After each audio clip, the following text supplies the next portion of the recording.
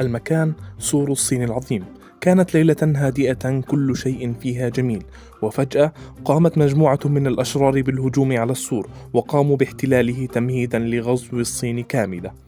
وصل الخبر سريعا إلى قائد الجيش الذي قام بدوره بإخبار الإمبراطور، الذي أمره سريعا وفورا بالتصدي للأعداء. من ناحية أخرى، هذه مولان فتاة جميلة كأي فتاة، تقوم بواجباتها اليومية كل يوم كالعادة، وهذا أبوها يقوم بالدعاء لها، فاليوم هو يوم مهم لمولان لأنها ستقوم بتشريف عائلتها بأن يختارها أحد الأمراء للزواج. ولكن مولان لا تهتم كثيرا بهذا الموضوع. كانت أم مولان وجدتها تنتظرانها، فهي كالعادة تتأخر عن كل موعد، وكانت جدتها قد جلبت لها حشرة صغيرة لتقوم بمساعدتها في هذا اليوم. وبعد انتظار طويل وصلت مولان، وبدأت الفتيات بتجهيزها لمقابلة المسؤولة عن ترشيح الفتيات للزواج من الأمير.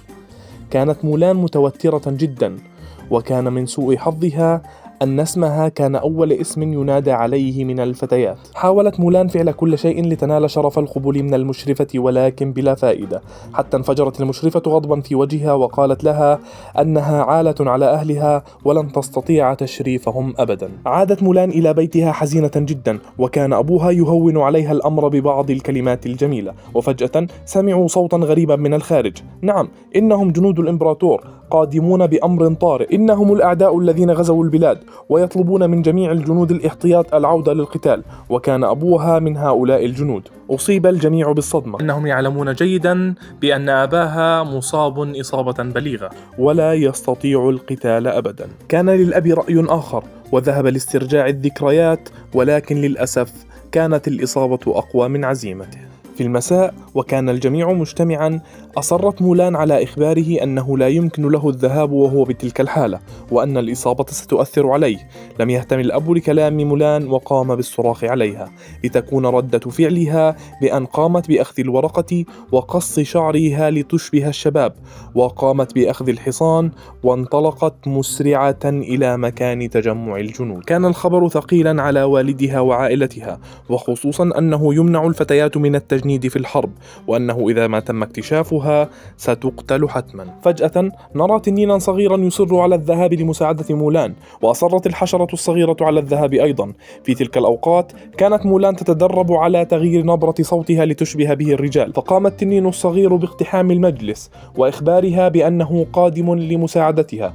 ولكن عندما رأت حجمه الحقيقي استخفت بقدراته ولم تعره أي اهتمام. دخلت مولان المعسكر وهي تحاول تقليد الشباب بتصرفاتها.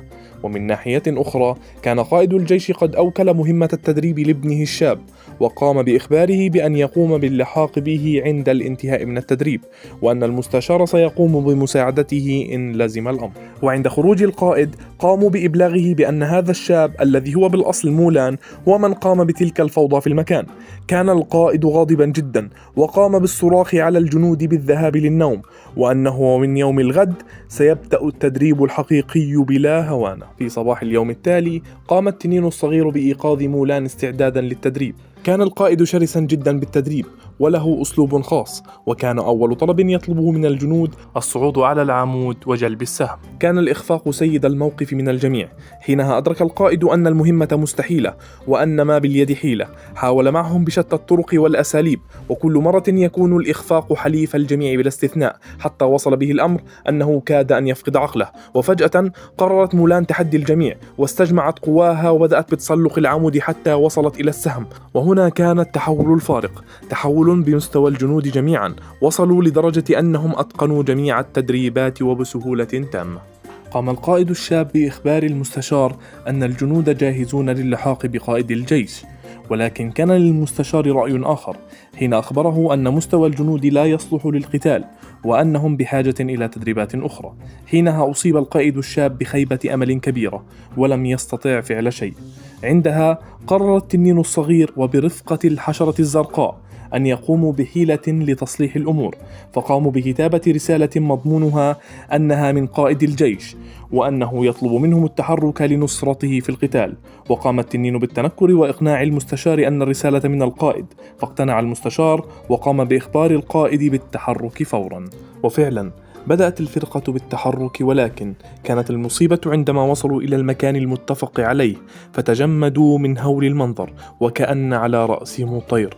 كان المكان عبارة عن خراب، كل شيء فيه ميت، جميع الجنود قتلوا، ولكن الخبر الأصعب هو مقتل القائد، أي أن القائد الشاب فقد أباه في المعركة. واصل القائد الجديد المهمة دون خوف، ولكن خرج صاروخ عن طريق الخطأ في السماء ليكشف مكان الفرقة للأعداء، وما هي إلا لحظات وكانت السهام تنهال كالمطر على الجنود. حينها أدرك الجميع أن المعركة قد بدأت، وبدأ الجنود بإطلاق الصواريخ على الأعداء صاروخا تلو الآخر، إلى أن تبقى صاروخ واحد طلب منهم القائد ألا يطلقوه أبدا. كانت أعداد الأعداء كثيرة جدا بالمقارنة مع الفرقة المتبقية، فطلب منهم القائد أن يقاتلوا بشرف. وعندما بدأ هجوم الأعداء الذين كان شكلهم كالجراد، خطرت على بال مولانا فكرة جميلة، فأخذت آخر صاروخ، وبدل أن تصوبه على قائد الأعداء قامت بتصويبه على الجبل الثلجي لينهار الثلج فجأة، وبدأ يأكل كل شيء أمامه. كان المنظر أشبه بالخيال، الكل يحاول النجاة بنفسه. قامت مولان وهي مصابة بإنقاذ القائد الشاب، وقامت الفرقة أيضا بالاختباء وحماية نفسها من الثلج المتحرك، وقاموا بسحب مولان والقائد من الموت. كانت الأمور على ما يرام، وجميع الجنود فرحون بمولان، إلا أن الإصابة كانت بليغة أفقدتها وعيها.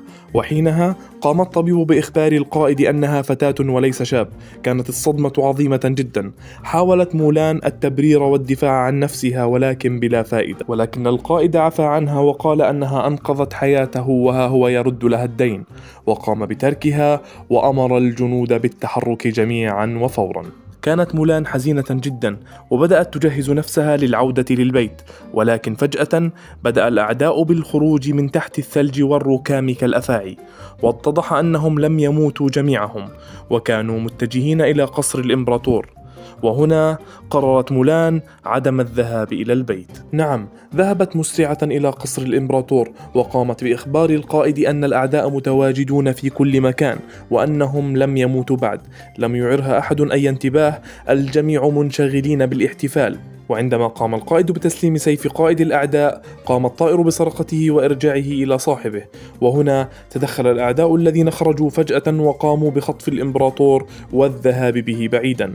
عندها تدخلت مولان بخطة التنكر لمساعدة الإمبراطور، وقاموا بالتسلل إلى القصر والقضاء على جميع الحراس المتواجدين، وفتحوا الباب للقائد للتدخل وحماية الإمبراطور.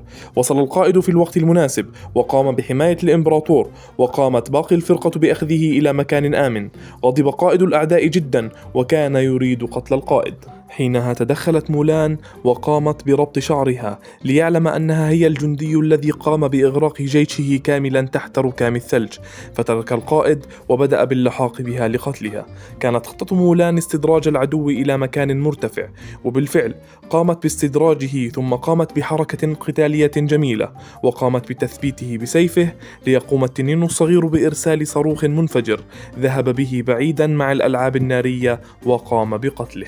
كان المستشار غاضبا جدا، وكان القائد يدافع عن مولان ويقول لها أنها شجاعة وأنه لا يجوز التعامل معها بتلك الطريقة.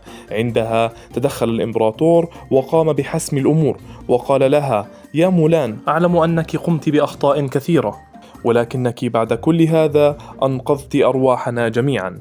وقام بإعطائها هدية تذكارية لعائلتها وسيف قائد الأعداء، وقال لها أنها قامت بتشريف عائلتها بأفعالها. بعدها قامت مولان باحتضان الإمبراطور، وامتطت حصانها ذاهبة لبيتها وسط ترحيب وإشادة من جميع الحاضرين. عادت مولان إلى أهلها، وعندما رأت أباها قامت بإعطائه هدايا الإمبراطور، ولكن الأب قام باحتضانها لأنه مشتاق لها. وحينما كانت جدتها تقول لأمها أنه كان من الأفضل أن تأتي لنا بعريس بدل تلك الهدايا، كان العريس خلف الجدة قادما بملء إرادته ليطلبها من أبيها ويبدأوا حياة جديدة سويا.